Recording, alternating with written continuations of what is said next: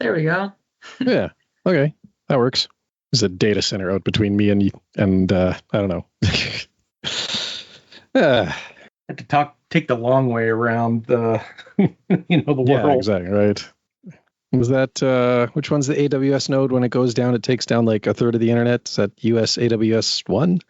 Yeah, 2? I think it's like the East Coast one or something like that. Yeah, something. I don't know. There's one when it goes down, it's a bad day for everybody. Right. Like only about half the U.S. lost their email today for a while, Why not? Yeah, debit card terminals stopped working everywhere. It's great.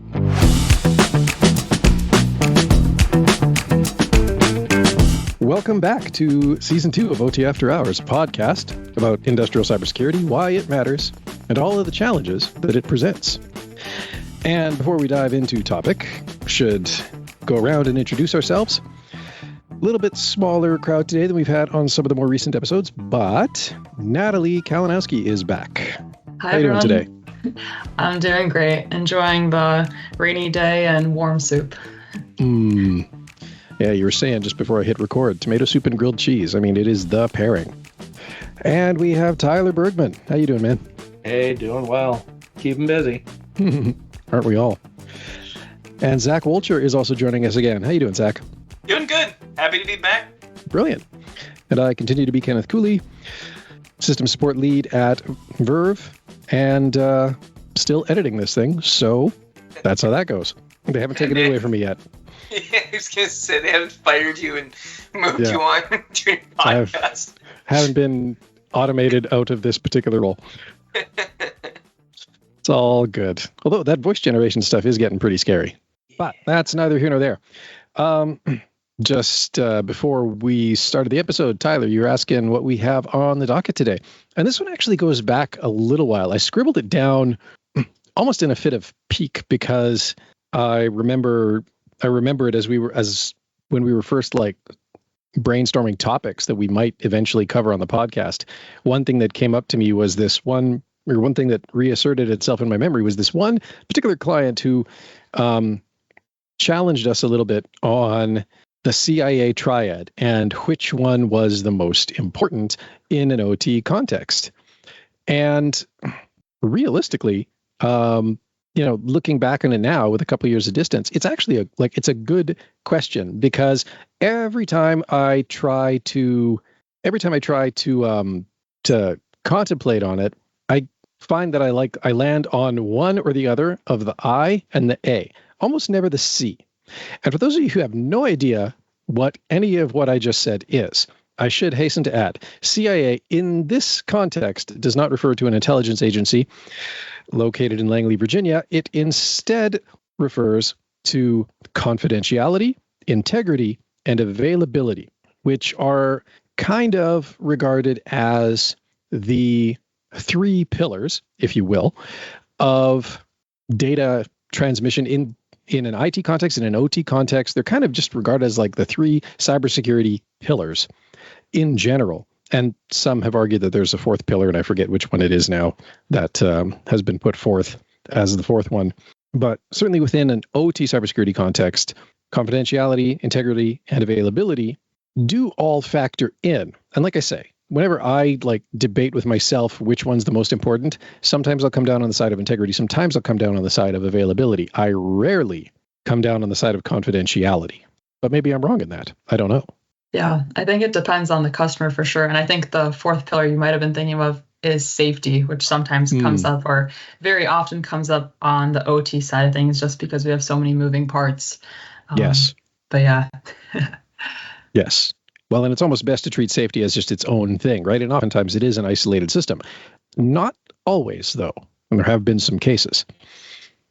Maybe just some quick definitions before we really dive into it. The three things that I said, confidentiality. So this is, and thank you, Natalie, for the copious amounts of show notes and research that you've kind of prepared here. I'm going to have to crib liberally from this when I actually put together the show notes for the podcast. Confidentiality, protecting sensitive information from unauthorized access. Whether that's trade secrets, proprietary formulas, or even personal employee data, it's about keeping it under wraps and out of view of anybody who isn't authorized to see it. Integrity meanwhile, is ensuring the accuracy, consistency, and trustworthiness of data throughout its life cycle, from the point of generation to whatever it gets ingested to. It's about preventing unauthorized modification or corruption of data. And availability, guaranteeing that authorized users can access systems and information when needed. This is all about uptime and continuity. So with that in mind, yes, like I say, whenever I debate this with myself, I can see the case for integrity being of paramount importance, because it's all well and good to know that I have a particular pressure flowing through a line, but how accurate is that reading? And in like manner, I can always understand the argument that availability is key, because I've worked in industries where if you have a loss of view or some other kind of availability impairing event for longer than a set amount of time, by law, you're obliged to shut your whole system down, which has significant financial effects as well as, potentially other effects, right? If you're talking about shutting down a power plant, the cycle time on those boilers could be 24 hours, 36 hours. If you're talking about shutting down a pipeline, you can risk, disruptions along the system.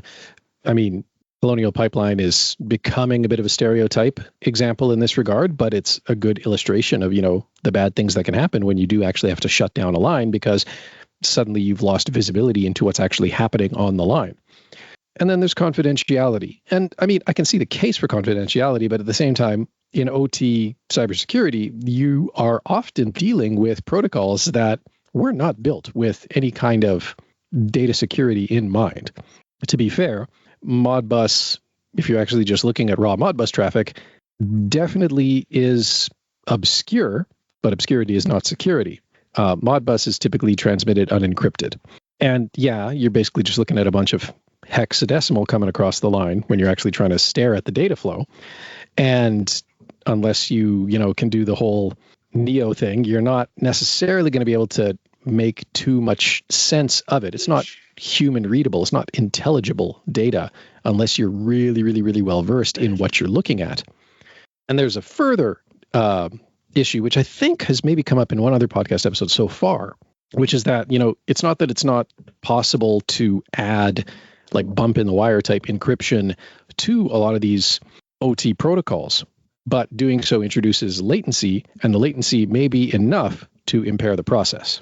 So I typically come down on confidentiality being less important than availability and integrity. But again, I might be wrong in that. That's just kind of, in my own reasoning where I end up. Yeah. I mean, I definitely think that, when it comes to the OT ICS space, there's very much a different opinions, when it comes to which one's most important and where they all stack and stuff. But I think the one thing that essentially is kind of unanimous in my opinion, and from my conversations with other people, when it comes to ICS, it's definitely different than IT, right? So like in IT, just looking kind of at the Triad itself, when it comes to IT, confidentiality and integrity are always like the heavy hitters, right? Like when you're dealing with IT, because you're dealing with so much data, you want that information more than likely, especially if you're dealing with trade secrets or, what have you. Confidentiality and integrity are going to be so critical. But in my opinion, I really think availability like skyrockets when we look at ICS, because availability in IT, if your server goes down, if your business, if you're unable to access your mail server, it kind of sucks. It's something that you definitely want to get fixed, but it's not really end of the world. It's kind of one of those things where it's like, okay, this is a major hurdle we got to work on, we got to work past it, whatever. But when we deal with ICS, when we deal with OT environments, availability can mean millions of dollars in every hour. I mean, really just being unable to reach out to, the server that you're trying to get to, or when you're dealing with the actual like ICS like plant environment, if they're not able to communicate with one another, if the PLCs, the HMIs, if these devices can't communicate with one another and get that data from one point to the other, operations cease. Money stops being, it starts going from, in an IT space, it's, tens of thousands of dollars, maybe $100,000. But in ICS, it's millions very quickly. We're talking about like oil pipelines. If that oil pipeline stops pumping for an hour, it essentially becomes a giant candlestick. And now you're talking about millions of dollars that's lost in revenue of going down the pipeline, but then also how much does it cost actually to fix that giant candlestick that you got and go from there and continue operations. So availability, like I've always kind of looked at the CIA Triad when you're talking about it from IT to OT, it really flips it kind of on its head, and to Natalie's point, the fourth item, there's kind of an arguable expanded CIA Triad. So like just kind of looking at it, they got like authenticity, non-repudiation, accountability. Those are definitely IT things, those are definitely IT environment, but safety is a huge space when it comes to OT, right? I mean, you can talk to anybody in the ICS space, and making sure that you're safe in a plant environment, let alone that your machinery is safe, that's massive. That's a very, very massive thing. Whereas when you talk about thing like the safety in the IT environment, it's kind of an afterthought, right? Like, like it's more of like a physical, make sure you don't trip over the wire, or, make sure that you don't slam your head into the server rack, or, when it comes to the data getting transferred around, when it comes to the actual IT digital operations, safety is not really as important as it is in the ICS space. Oh yeah. Yeah, I'm thinking like Ken, I've had customers who have like kind of like pushed back on which of these they want to prioritize. And honestly, it always kind of comes down to their environment and their industry. But when I think about the core, the CIA Triad, and I start thinking about, well, I would kind of gut instinct go with availability, because I'm thinking about, okay, so with availability, what you're thinking about in an OT environment is, keeping the lights on, keeping the factory running, keeping the water flowing, or whatever is, happening. Like you said, Zach, like downtime in OT is, often measured in millions of dollars per hour, or it can, like safety can impact like lives of, personnel and operators. But recently, when I was talking to one of our customers, he was talking more about how integrity is more key in his industry. And I started thinking about it, and it made me think about some of the cyber attacks that we've all heard about in the past, like the Stuxnet attack, which happened quite a while ago. But it was kind of a unique attack because if you're familiar or unfamiliar with it, it was back in like 2010, and essentially what it was designed to do was to obviously target and sabotage an industrial control system. But what it was doing was it was specifically targeting like devices. Well, one, it started at like the Windows level, but then it came down to like the PLC level, and then down to even like centrifuges. So what it would do is it increase the speed, and then eventually it would damage equipment in an OT environment. So in this case, when you kind of are weighing the pros and cons of, do I focus on availability or do I focus on integrity? And so in this case, I mean, are you going to, choose the kind of event that might cause downtime for, X amount of time? Or are you going to choose the event that might damage your equipment? And that might be, an immeasurable kind of amount of downtime until everything's repaired. And then, of course, all the safety aspects surrounding something that directly damages devices in your ICS environment. And so when it comes to like kind of debating, I think it always kind of comes back to what is the industry and environment, and kind of what kind of risk are you going to be taking. And for us at Verve, this is like really relevant because one of the things we do when we're kind of mapping vulnerabilities back to devices in an environment, one of the filters we commonly use is the CIA Triad. So you kind of have to click through and say, okay, I want to prioritize, confidentiality, or I want to prioritize integrity. And so that's why this conversation and this topic is so interesting to me, because it's one of those like fundamental things, and it seems really easy. Just click a button and then you see, okay, these are all my vulnerabilities that are going to affect the availability of my devices. But when it really comes down to it, it is hard to determine which of these three are the most important for an industry, for a particular customer. And that's why this conversation is very interesting to me today. Yeah, that's very interesting, Natalie. So, I mean, one of the things I always take it back to is like when I was back there as a SCADA operator way back in the day for one of the local municipalities. And that's what it really comes down to in the OT space is, we've gotten in ourselves used to objectively using technology to basically broaden the gap of, the necessary amount of people out there to be able to do things. So automation, process variables, telemetry bringing back. So you only have like one operator to monitor a very large operation out there. So in the gamut of utilities, typically it's feast or famine. You either have a lot going on because you have like a storm going through, a lot of breaker operations and things of that nature, storm operations and things of that, or it's pretty peace and calmful, and things just kind of roll as it is. So you're just looking at it from a remote telemetry capability, and for me, it's a lot of availability in that because, and like Ken was alluding to, it's like you have certain industries out there, especially within municipalities and other utility aspects out there,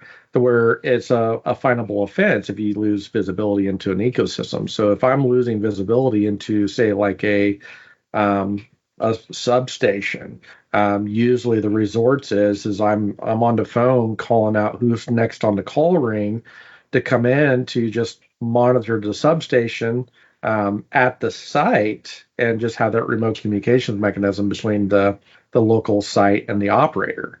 So there's a lot of that kind of characteristic aspect that goes into looking at, what's important for your particular industry that's in and what's more of a kind of a convenience factor out there for the things that are going on. Now, I can also make the argument for the integrity portion as well, because, vastly and large, a lot of the different protocols out there used within SCADA or ICS or DCS environments have all been basically, clear text protocols. Modbus, you can sniff that stuff out. DMP, you can sniff that stuff out, and you can largely see a lot of the different things that are going out there. And especially if you're not doing any type of authenticated commands out there to ship it back to your ecosystem, that I think people get a little cringy when saying like, hey, if I can be on your network and sniff some of the traffic and send like a Modbus command out there and I can start tripping breakers on you, they get a little itchy about things, right? So I think there is a lot to take into consideration when you're taking a look at those things, but it all comes down to a exercise in risk management. How big of a target you are, what are the things that you're working on today, how much of an impact does it prove to you in these types of situations? Because, largely, like if I'm like at a water treatment plant or something like that, and I've got a sensor or something that's going haywire, is that somebody injecting something into a process variable that's out there? Or do I just have a sensor that's just getting clogged up because it's got about a sediment in front of it to interrupt my process variables? So there's a couple of different things, as we're getting into more of the cyber realm out here, it's kind of hard to, making sure that everything doesn't look like a nail out there, right? Because there can be other opportunistic things out there as well. So like within that example that I just said about the sensor out there, a lot of that comes down to the operator and what their perception is of what's going on. And usually their first inclination is, send a truck roll out there to go take a look at that sensor and see what's coming up with it. So the whole cyber really turns people upside down on their heads because they're just not used to that type of influx on the things out there. So that's what makes it, almost a hard sell out there to a lot of people, because then they said, well, what do I have out here as far as, cybersecurity wise that could be impacted? Well, you could potentially have a lot. But like I said, it comes down to that exercise and risk management and, knowing where all your things are at to be able to do a good quality, risk exercise for where everything's at, and then see how that impacts you. If it's a part of the CIA Triad, for the confidentiality, integrity, and the availability out there.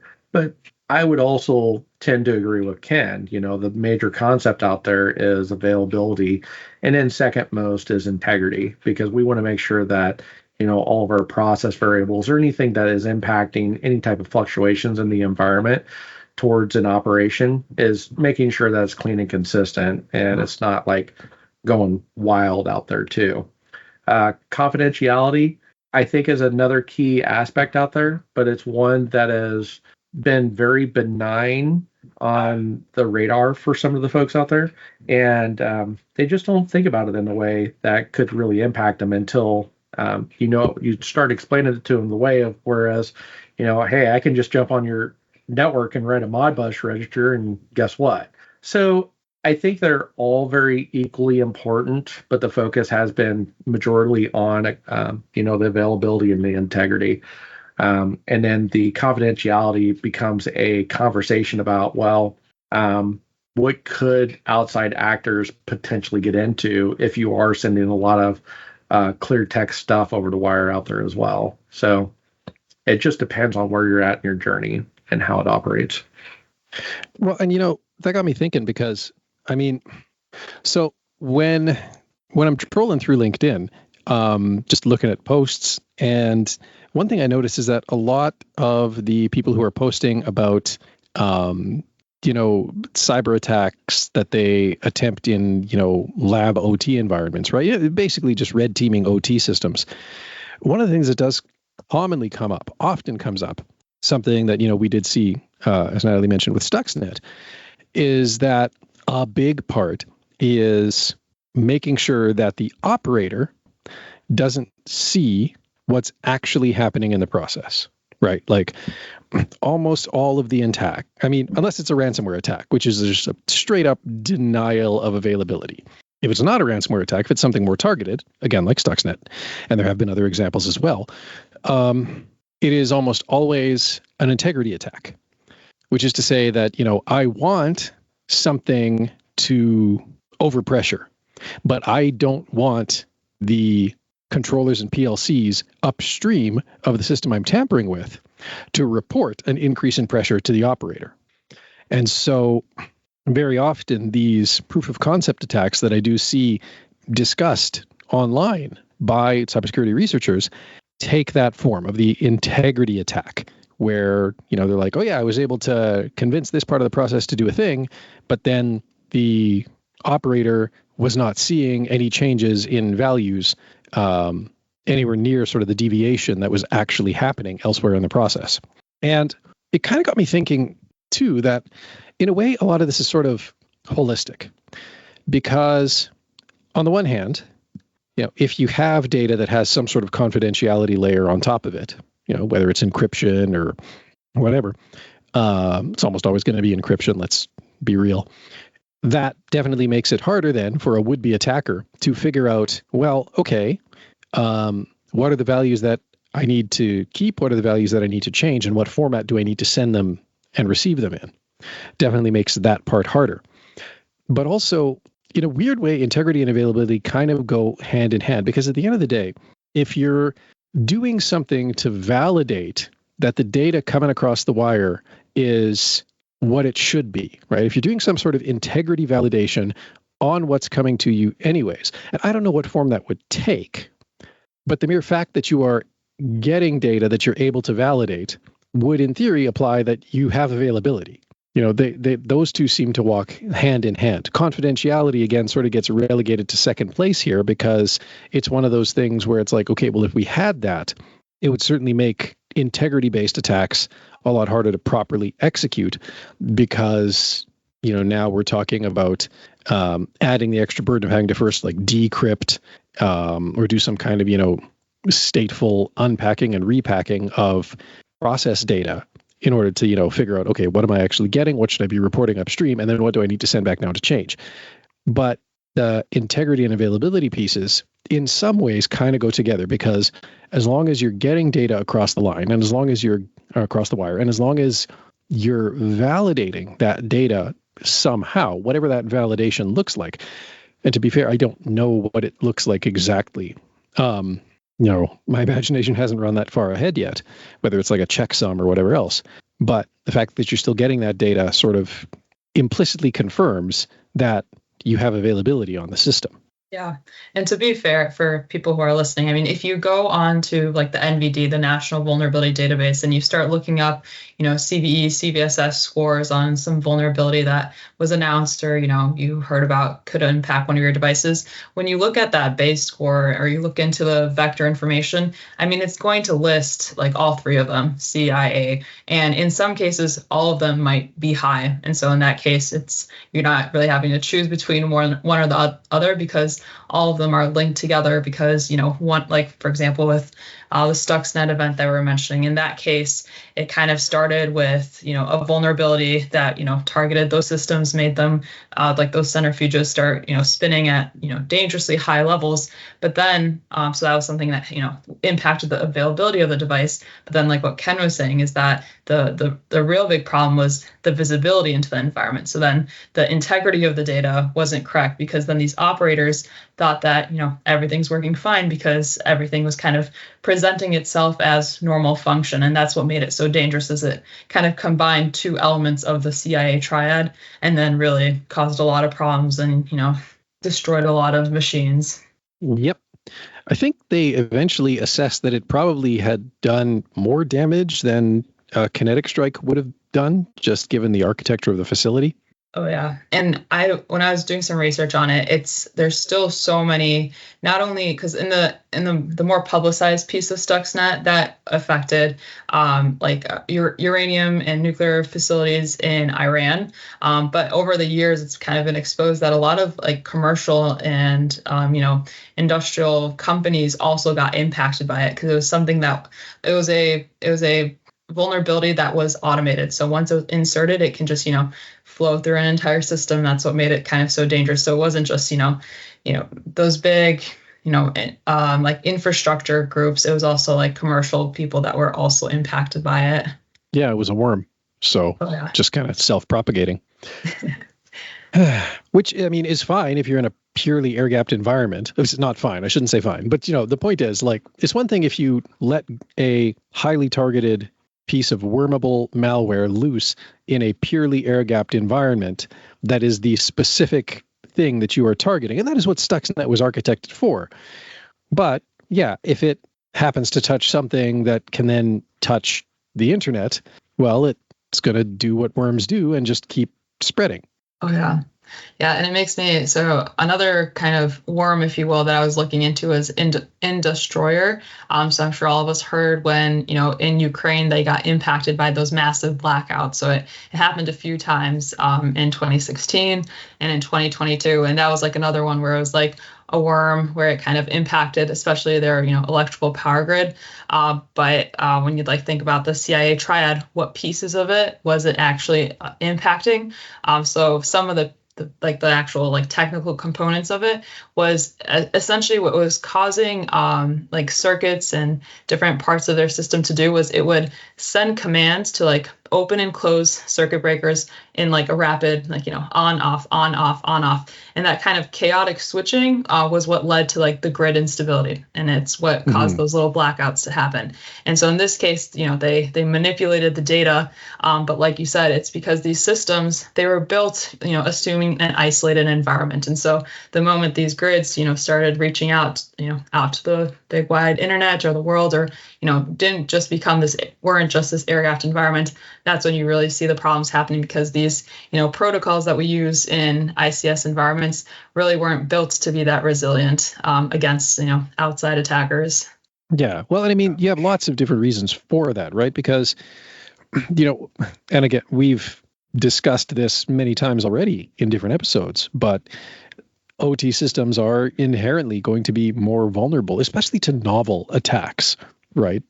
Because they're comprised of, they tend to be comprised of more legacy systems, right? You find older operating systems, unpatched or not fully patched operating systems because of limitations imposed by the vendor, by particular other software that they're running that is necessary to properly control whatever the process is. There's those factors tend to come up again and again and again in these sorts of discussions, and rightly so, because at the end of the day, are people still out there running, Windows 7 on their plant floor? Absolutely. And Windows 7 might even be fairly new compared to some of what's out there. Does that make that environment significantly more vulnerable to especially very novel attacks that are using 0 days? Absolutely. Does it make them vulnerable to more run-of-the-mill attacks that are using stuff that's been in the Metasploit database for 10 years and has been patched for 9 years, and the patch just hasn't been rolled out in that environment? Yeah, absolutely. Is it easy to change that? Absolutely not. There could be any number of impediments to applying the necessary patches and updates to better secure that environment, whether that's because the vendor hasn't qualified that particular patch or whether they just can't afford the downtime that applying the patch would entail. There's lots of reasons why those systems are in the state they're in. And it does tend to mean that, stuff that you'd kind of chuckle to see in an IT environment because you're able to keep stuff a lot more patched and updated. And you have, nowadays, especially in the EDR, XDR, whatever, era, more advanced protections as well. Malware from like 15 years ago that your average IT system today might laugh at could still wreak absolute havoc in an OT environment. Yeah, that's the thing that made me kind of chuckle the other day. It's like I was reading through my different feeds on LinkedIn, and I was just kind of perplexed about this post out there where they were talking about, well, we're going around, we're going to all these facilities, and we're just hacking all this stuff out there. And I'm just thinking in the back of my mind, it's like, all of this stuff, if you've been in the industry for any amount of time, all of it is fairly low-hanging fruit out there because it's fairly old systems, right? Or they're systems that are, weren't really built with robust networking stacks that you can sit there and just, track at it all day long and cause like a denial of service attacks on them. So I think it's a little bit dual purpose out there. I think it's just trying to acknowledge the overall holistic industry as a whole. Your OT space is going to have vulnerabilities out there, right? But if you're playing the card of, if we don't know about it, it's not a problem, it really is a problem. So, yeah. And that's the thing. And I get it. I've worked at the same type of facilities before because, you get a facility go down and, you're scrambling trying to get it back up together. So, what's the facility manager say? It's like, hey, how can you get the facility back up and for like dirt cheap, right? Mm-hmm. So if I've got my stereotypical like name brand switch went belly up and I go to Walmart and go buy a switch and flop it in and everything like that all as well, guess what? The facility continues to run like that until that switch falls on its face as well.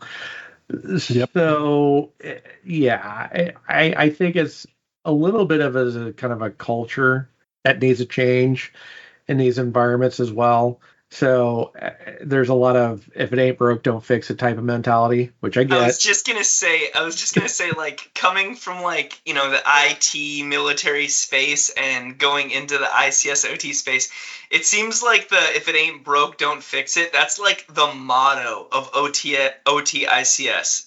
Like, oh yeah. they will absolutely drive that Model T until not just the wheels fall off, but like they'll be behind it, pushing it as far as they possibly can. That's like how ICS OT works, and it's admirable and it's awesome. But when it comes to dealing with the CIA Triad or where to dive in first, you kind of got to look at the Model T and be like, have you ever considered just getting a new car? Like just. Have you considered it? No? Okay. Yeah, all right. Yeah. I guess we'll put new tires on.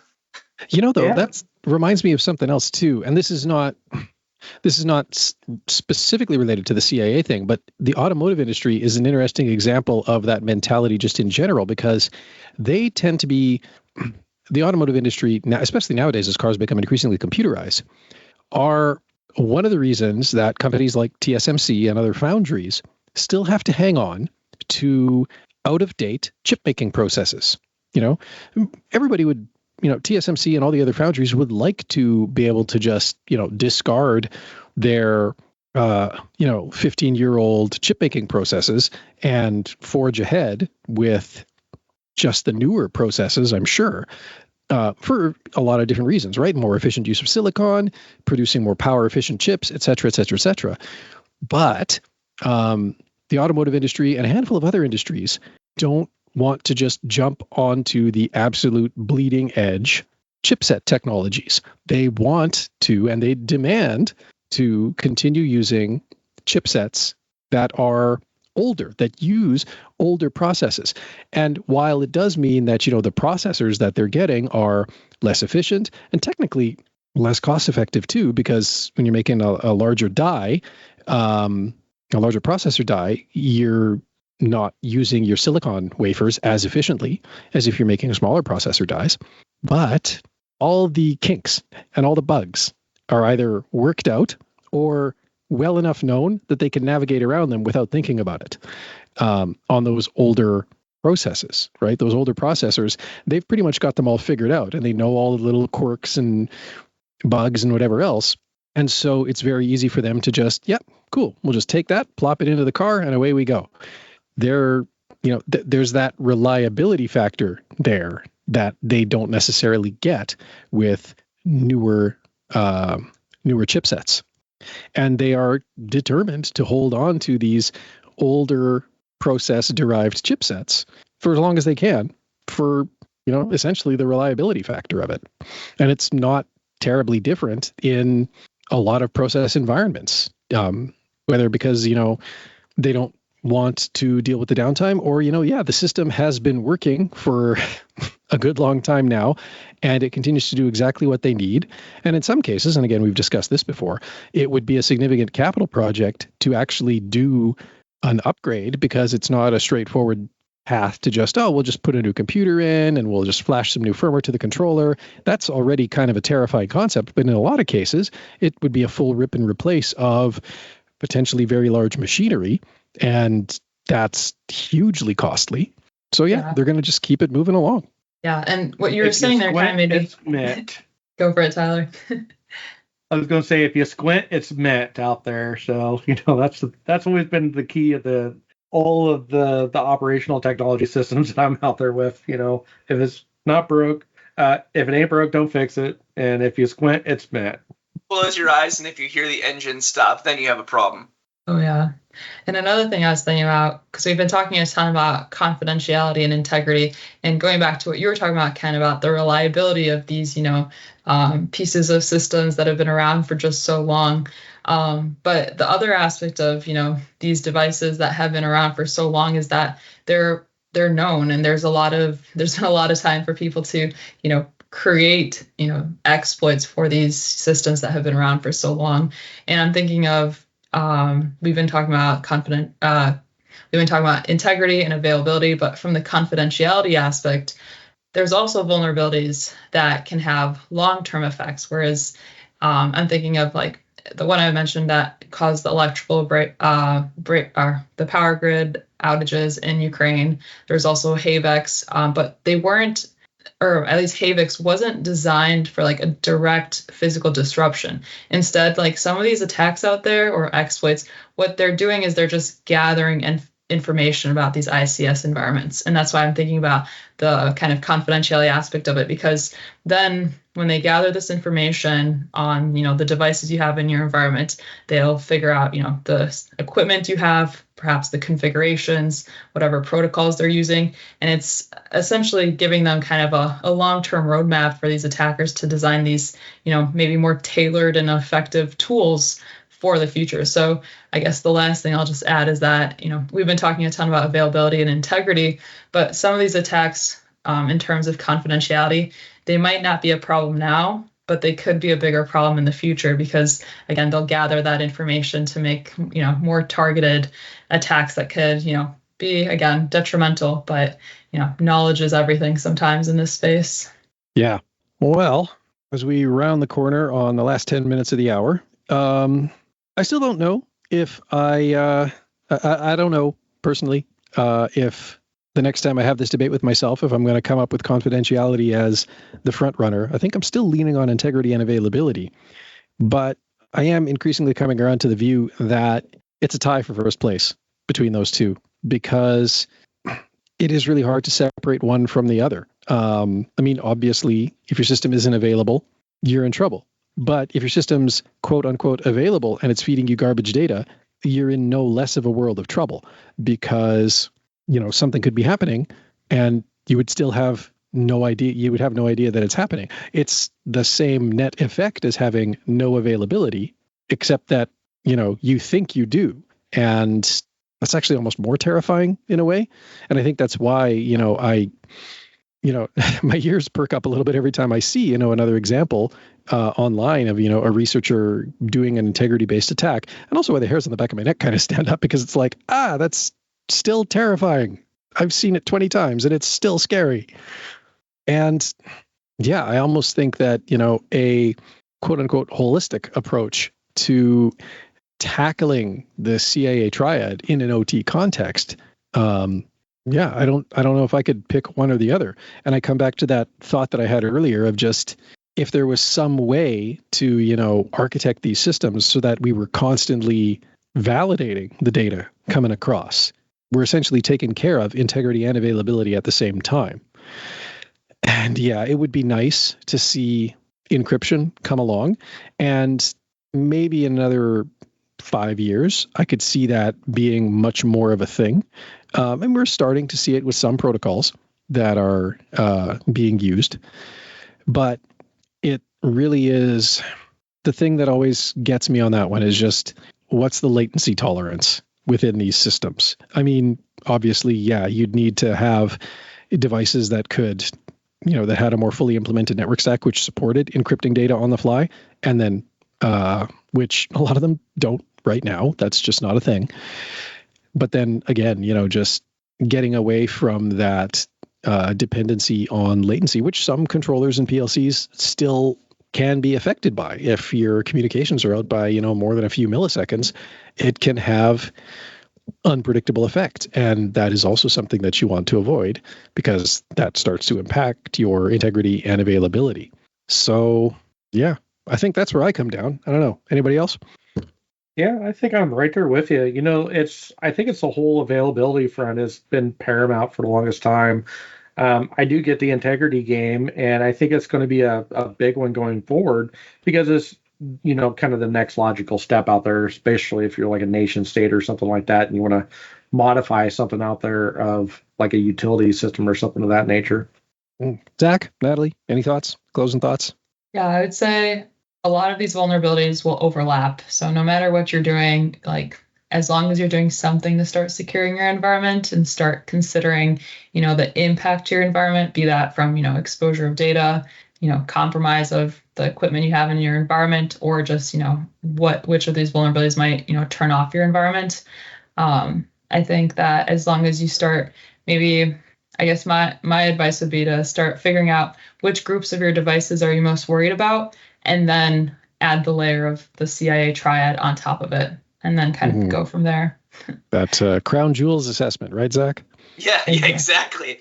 Yeah, I mean, kind of just putting my own little push out there, but doing assessments and creating a cybersecurity strategy, I think, really are paramount. When we talk about the CIA triad, understanding potential avenues and attack vectors, it's super critical in protecting your environment. And kind of to Natalie's point, you got to do something, right? I think for such a long time, the ITS or ICS space has had a certain level of confidence and in hiding behind the air gap environment. Because we're air gapped, we're fine. But over the last, say, like 10, 15 years, we're seeing a massive skyrocket in the OT space, both in attack and defense.